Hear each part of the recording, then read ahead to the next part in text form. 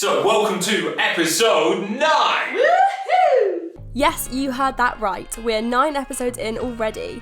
This means that we are 19 weeks into the project, which statistically speaking means we're supposed to be 73% of the way through renovating our 3-bed auction property, which we bagged at auction for just 175 grand. So you're not going to want to miss this episode as we install new LVT flooring, prepare our kitchen for plaster, and bring back a fan favourite. Nicky the Brickie! Now, unfortunately, this is the last episode you'll be watching a 23 and 24-year-old couple DIY their bums off. And that is because the day you are watching this, it is actually Nicky's 24th birthday! Woo-hoo! So if you want to wish her a happy birthday, then feel free to pop a comment down below. But anyway, let's get into this episode.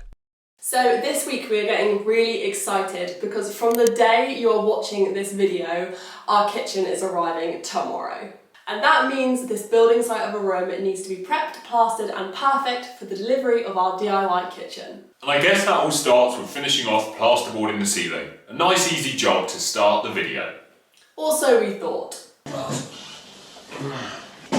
Cool. Right, we on there? Yeah. Alright, Right. I think we're in. If you give a screwdriver a well. Where is it? I don't bloody know. Do you know? It's down there with the fucking camera. I can get it. I've got it, you got Chill it. down for a You got sec. it. I need you to take some weight.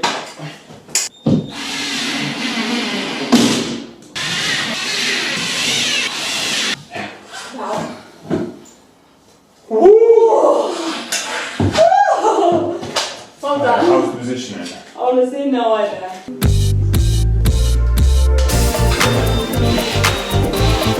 So, considering that last ceiling plasterboard bit went so well, we decided to do another one. Woo-woo!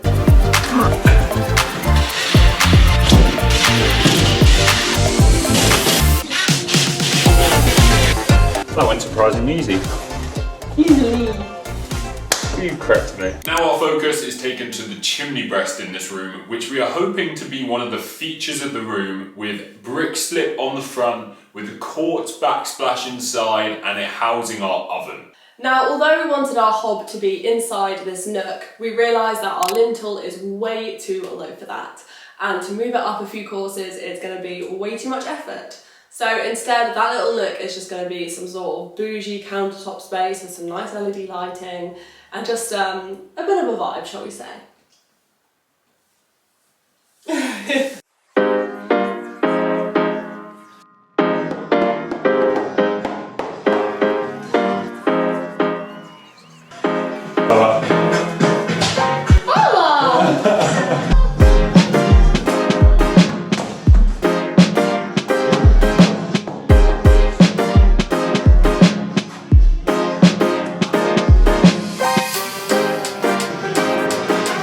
We just wanted to take a really quick minute just to say thank you so much for all of your comments on the channel, because we've just got some through now and they really motivate us to keep cracking on, don't they, Nick? Oh my god, so much so. They're so nice. So thank you for all your lovely comments, and they don't go unnoticed.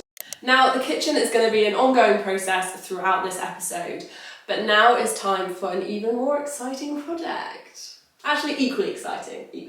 Equally exciting. And that is the flooring in this living room. So we have been gifted some beautiful LVT flooring from a company called Harvey Maria. Before this, we'd never heard of LVT flooring, but after a little bit of research, we realised that this flooring is the long-lasting, robust, and high-end flooring that we needed in our lives. As you might have already seen on our Instagram stories, we ordered 2 free samples from Harvey Maria, Old Bramble and Dormouse, and we ended up going for Old Bramble because it just looked so beautiful in the natural light we kind of have in this room. The samples really helped us see that. But instead of harping on about it, let's just show you the process instead. So the first step was to prepare a good subfloor for the LVT to be installed on. We were advised to use 6mm flooring grade plywood, so that's exactly what we did. This took a lot of measuring, marking and cutting, but luckily this isn't our first rodeo with carpentry.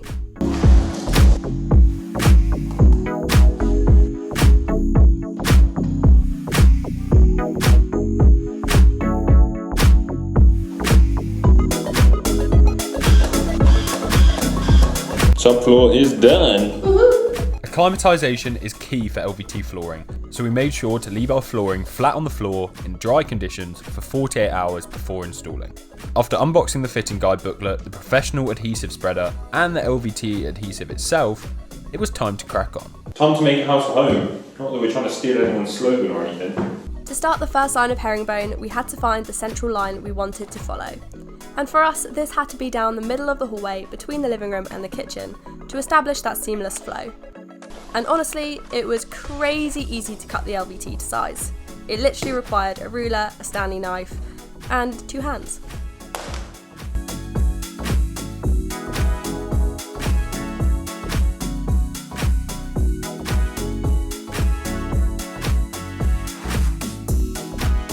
As you can see, the installation really is as easy as it looks. It's literally a matter of gluing and putting into place.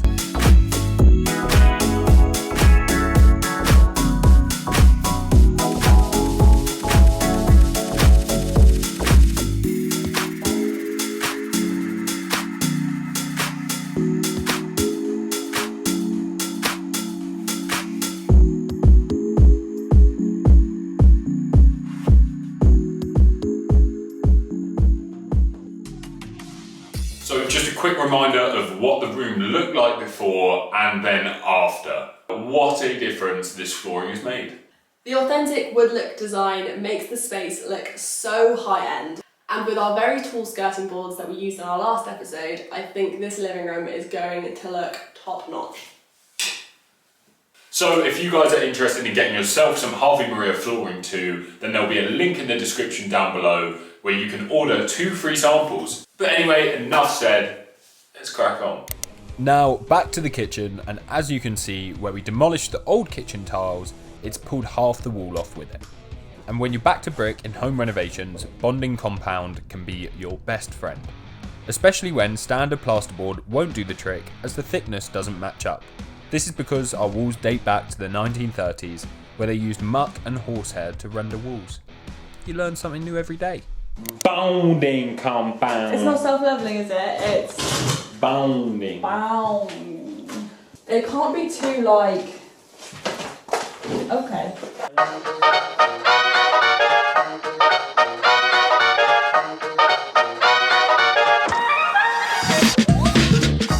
Bonding compound isn't just for straightening out dodgy walls.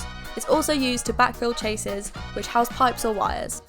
But as you can see, this job can be quite mind-numbing. But little did I know, Nicky was cooking up a to-do list plan. Right, I reckon you get on with plasterboarding with the fire retardant stuff, the RSJ. I will use the SDS drill to take off that plasterboard for when we want to put fresh stuff on it. And then we go from there, team. Team! Good job.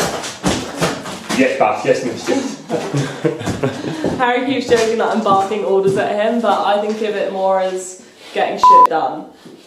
What do you think of it as? I think of it as a neo-Nazi cult we've got running over here. Shut up.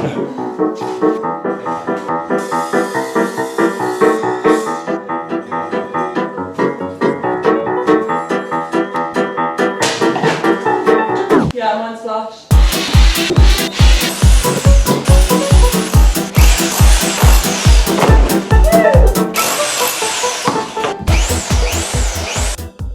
So while Harry's cracking on with some chasing, I am turning into Nicky the Brickie again. She is Nick the Brick. Because the roofer is coming on Sunday and this kind of needs to be prepared for him to lay a roof. I forgot how long this process is, babes. You got it, babe. No, You got it's it. like you've got to make sure it's level and... Yeah, but you're Nicky the Brickie. Let's go, Nicky the Brickie.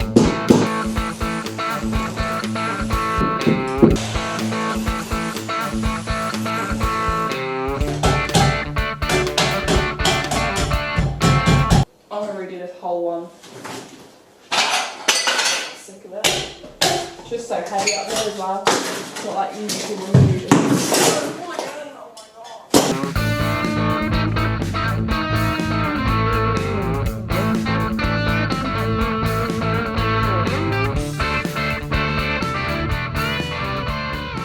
We've decided it's time for some crisps and tzatziki.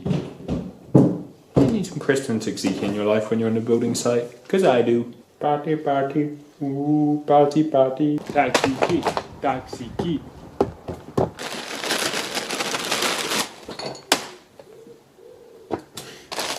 Nick, I'm going crazy again.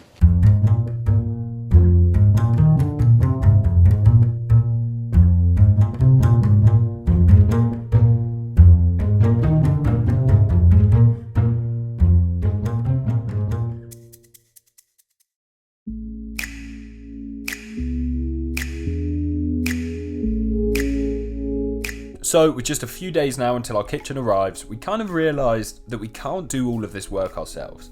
And currently, without any roof at the back of our kitchen, we outsourced some skilled traders to come in and save the day. However, this didn't come without extra work for us, as after the roofers had built the framework, guess who was called back into action? Ladies and gentlemen, boys and girls, I introduce you, Nicky the Brickie. Nicky the Brickie.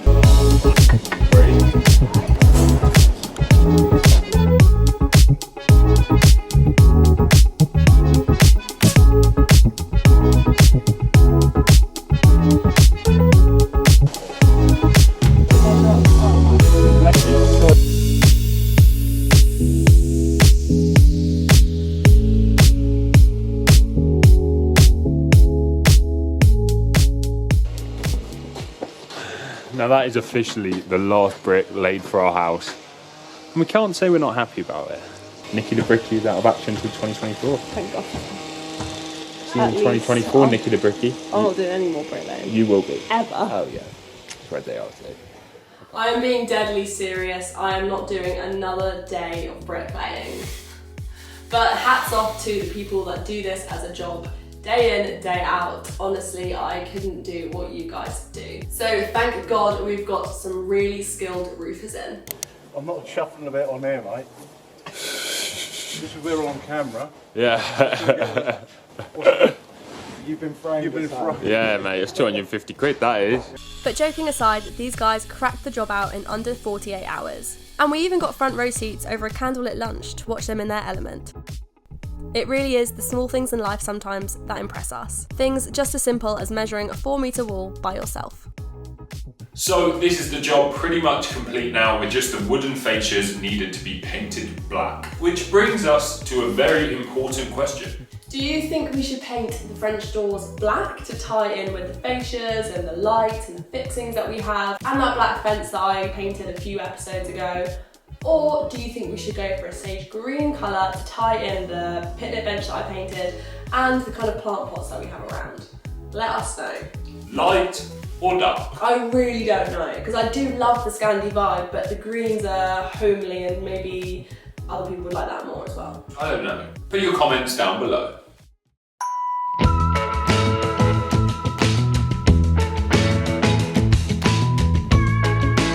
So just 24 hours now until the room is due to be plastered, and we're into the final push. Adding pre-grit to ceilings and calling the boys from LJP Plumbing in to first fix the kitchen. You better not get the groove. DJ, Gonna burn this down house right down. We're actually after one of these triple dimmable switch light things that's going to come up on the screen now for the kitchen. We want some pendants, some for some half of the kitchen, some for the other. So my first job is to chase out another socket. 17 quid for a dimmable switch? Yeah. That's quite a lot. You think? I don't know. The ones I would find were like 40. No way. So I think you can actually afford to be about here, because that's a little line I've drawn with my finger earlier, and that's about where the radiator will finish. Should we go there? Yeah, I think here, because you don't want it right up against Gotcha. Because also, what if we want to change the architraves and they'll get fatter? I think about that. Shush your tush. I think that. No, seriously, this isn't. No, I agree. I just need to get a pencil. There's no point getting in the right position and then me just moving it. Well, tell me to shush my tush. No, I'm saying give me a pencil. Oh, say that.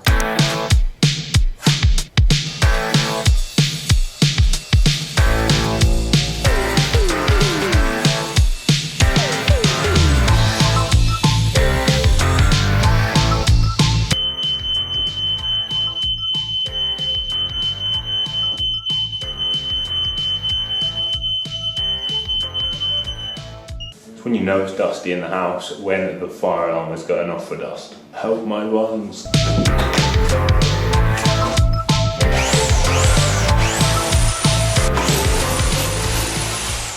So those that have been around since the start will remember our kitchen looking like this, just 3 months ago, and this just 10 days ago. After all our hard preparation work, those who follow us on Instagram would have seen that we got let down last minute by our plasterer. But luckily we have since found a new one, and just in the nick of time. If you can't wait till next episode to see the kitchen plastered, then make sure you follow our Instagram as we update our stories pretty much daily. So you guys are definitely going to want to stick around for next episode, because this is when it gets exciting. It's getting good, baby. Hell yeah! And that is because the kitchen will be delivered by DIY Kitchens. We'll be decorating that room, painting that room, getting excited about that room. Anyway, if you did like this video, make sure you have physically liked it and you are subscribed so you don't miss another episode. And make sure to get your guesses in the comments for the market value of this property for when we finished all renovations to win yourself £250. Anyway, make sure you're here in 2 weeks' time with us at 5 PM on Sunday because things are getting good. Yeah, they are. See you next episode, guys. We will see you next episode. Have a good couple of weeks. Bye.